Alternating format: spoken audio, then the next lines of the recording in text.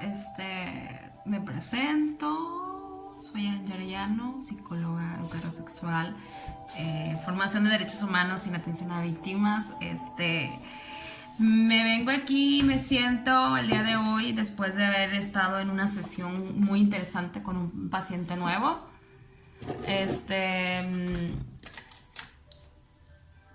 La verdad me gusta mucho mi trabajo, no tengo más que decir.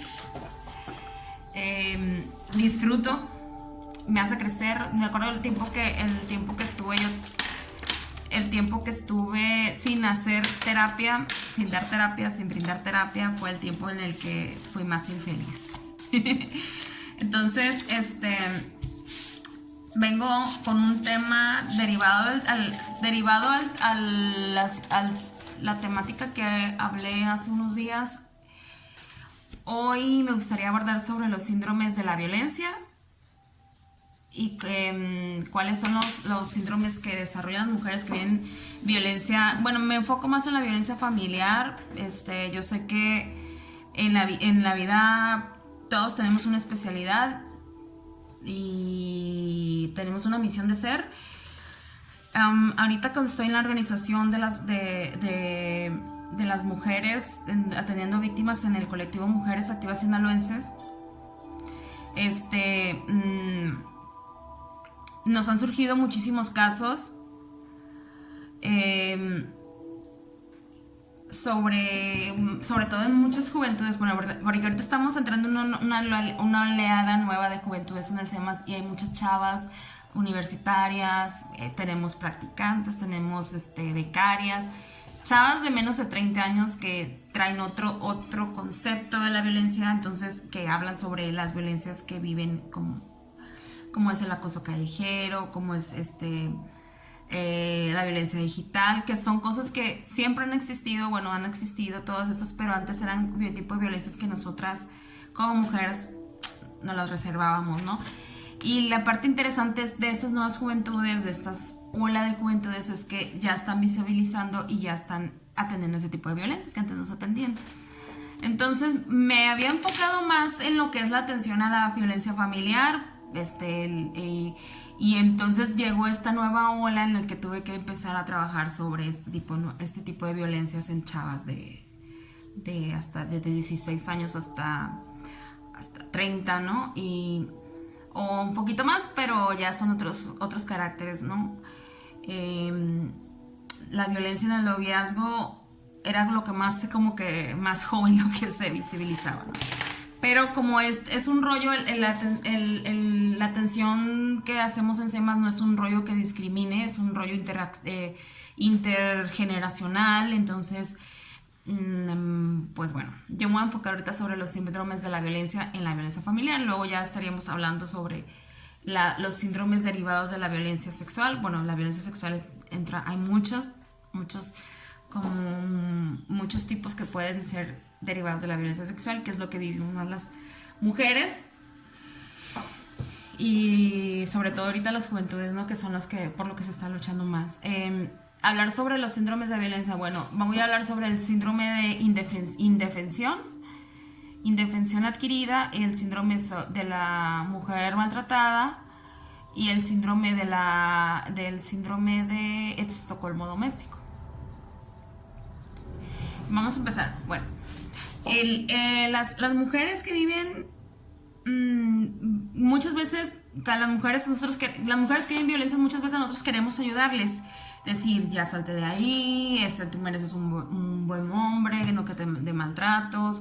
Y de repente a veces escuchamos a chavas o señoras, no sé cuál sea tu caso, si estás aquí es por algo, ¿no?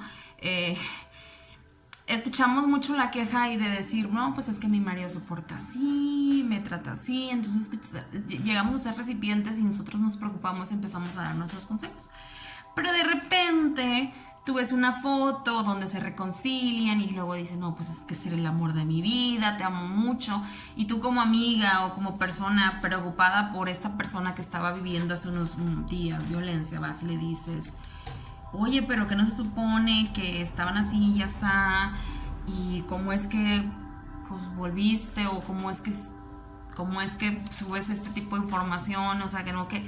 Entonces es cuando dice la chava, la persona, y dice, ay, es que hablé con él y me prometió que iba a cambiar.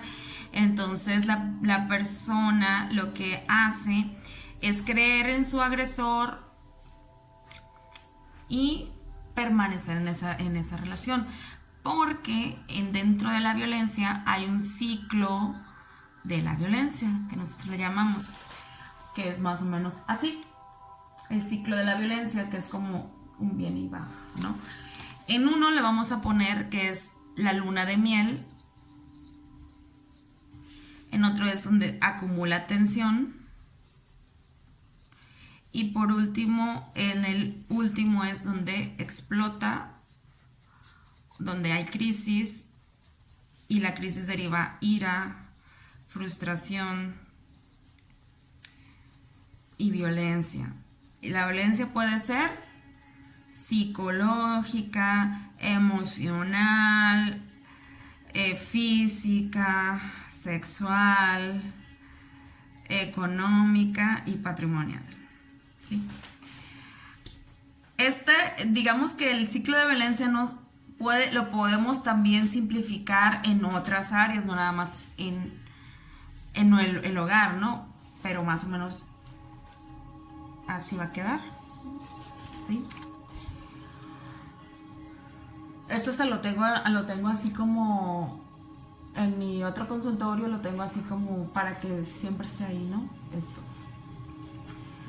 La luna de miel es cuando la persona, después de haber pasado por la crisis, por la frustración, o sea, haber descargado toda su ira y todo lo negativo en la mujer, en la pareja, ya que se descarga, cae en una etapa de arrepentimiento, donde se da cuenta de todo lo que hizo, y como sabe que la persona la hirió, la dañó, puede ser que esta persona, la víctima, o sea, el victimario, la víctima lo deje. Entonces, en ese momento en el que empieza a sentir miedo, la persona viene y se disculpa, es cuando trae los chocolates, promete que va a cambiar, y hace sin fin de cosas para que esta persona, la víctima, lo perdone y poder continuar en una relación. Entonces pasa que muchas veces las mujeres creen que la persona puede llegar a cambiar nada más por decirlo, sin llevar un proceso de terapéutico, sin generar cambios realmente en todo en su ser.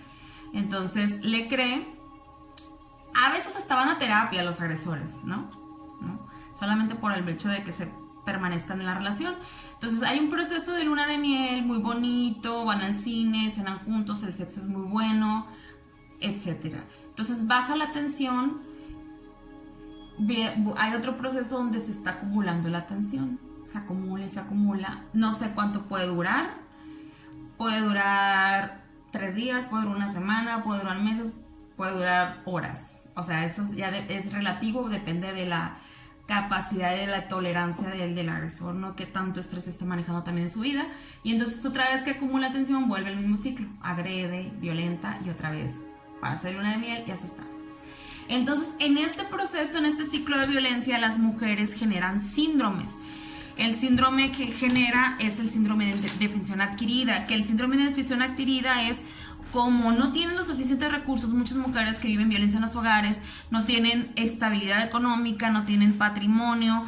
Las mujeres que se quedan en el hogar, a veces o sea, que se quedan en el hogar trabajando como ama de casas y madres, lo que sucede con ellas es que no tienen trabajo, no tienen empoderamiento económico. El hecho de no tener un trabajo, no tienen empoderamiento patrimonial, porque como se enfocaron en la crianza y en el hogar, el único que creció y se empoderó fue el hombre, ¿no? Al tener un patrimonio, bienes y un trabajo estable. Entonces una mujer a veces cuando se tiene hijos, sí, entonces es muy difícil poder salirse y dejar a sus hijos sin un hogar, sin un sustento económico, que de repente es como que se piensan que les voy a dar de comer a mis hijos, dónde van a dormir, dónde vamos a vivir, de qué vamos a vivir. Entonces entran muchas cuestiones que le imposibilita salir y lo negocian, dicen, bueno, pues no me ha matado, o la situación es que hay momentos en el que no todo el tiempo es malo.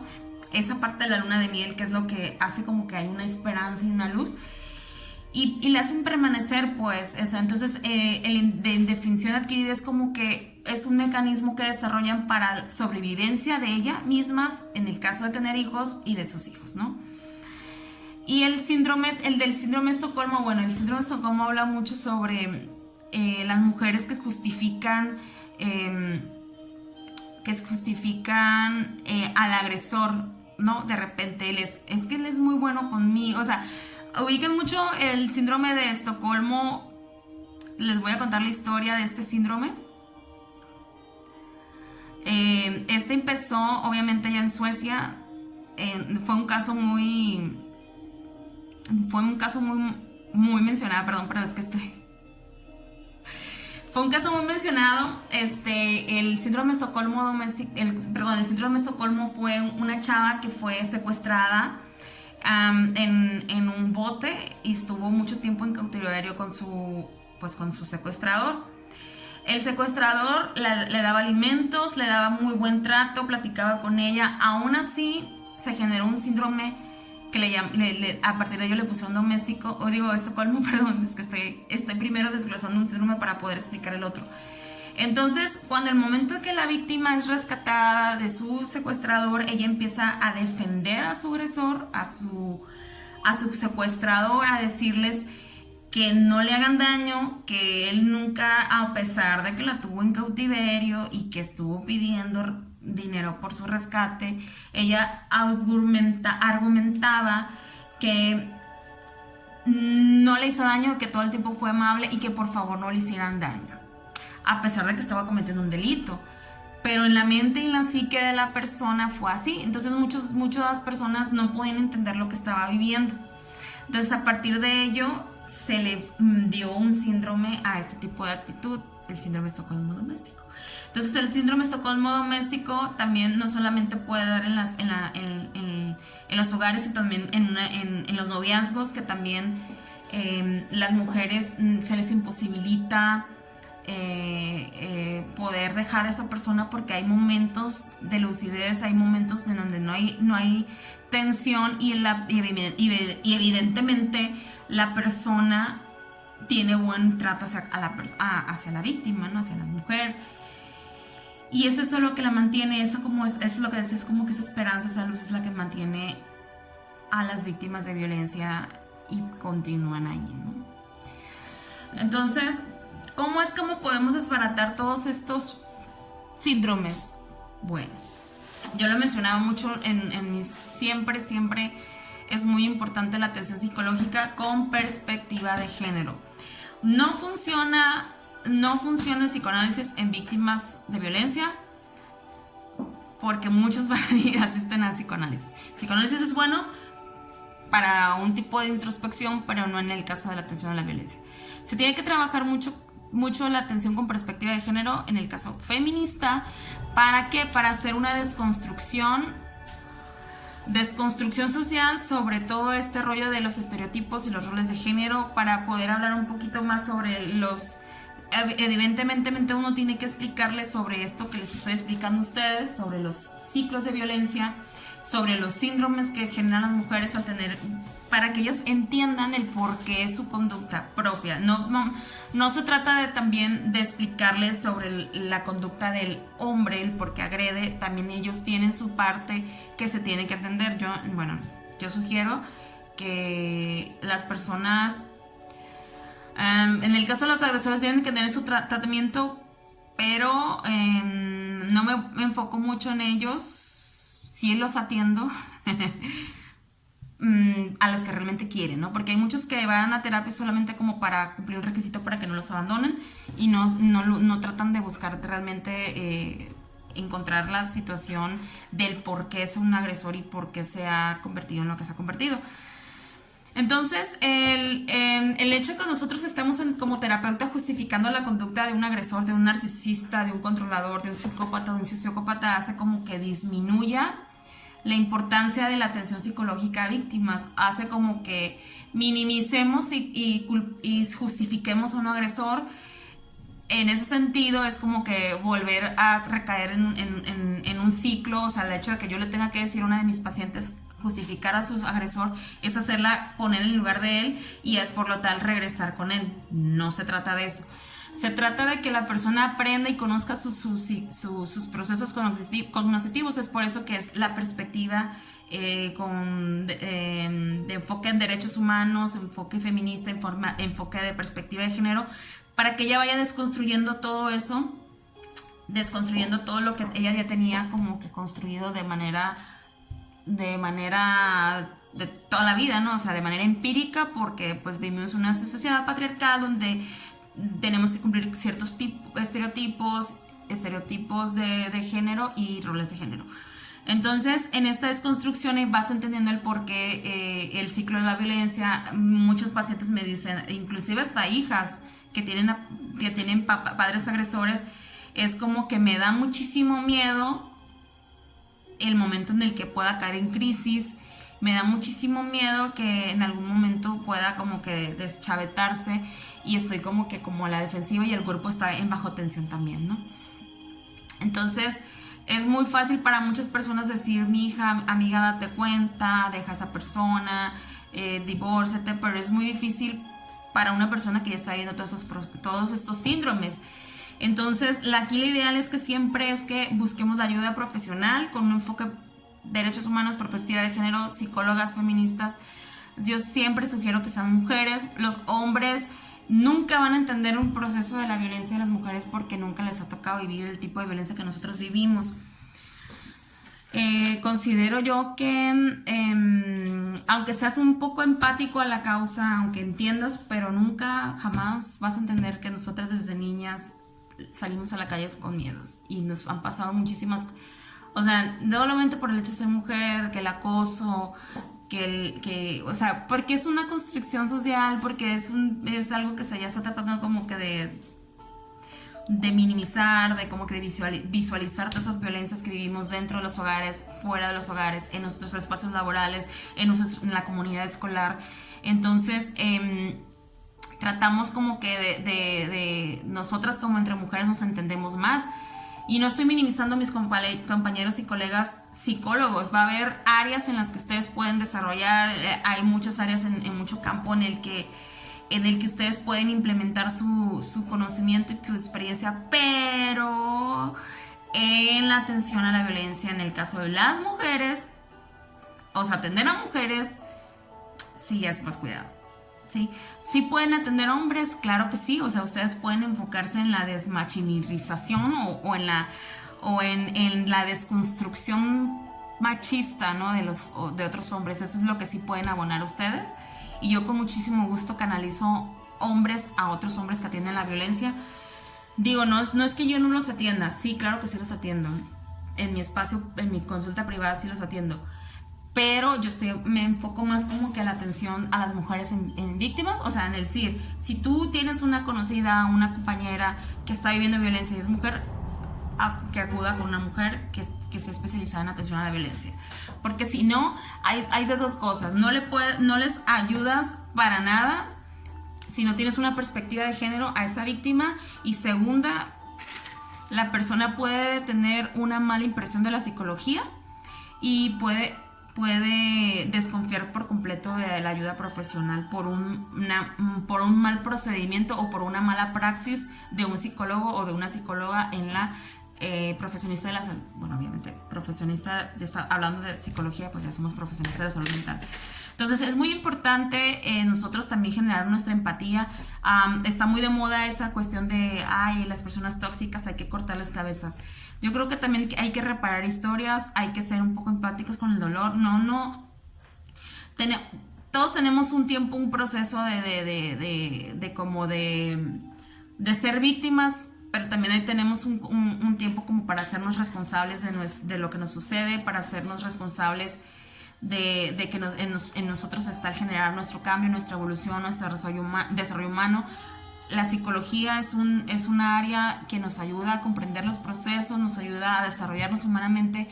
No lo es el todo, la verdad, nuestro equilibrio y nuestro zen y nuestra paz y nuestra estabilidad depende mucho de muchas cuestiones. O sea, es una cuestión de disciplina, de los pensamientos, que genera pensamientos positivos. Siempre lo voy a decir y siempre hasta que me canse de que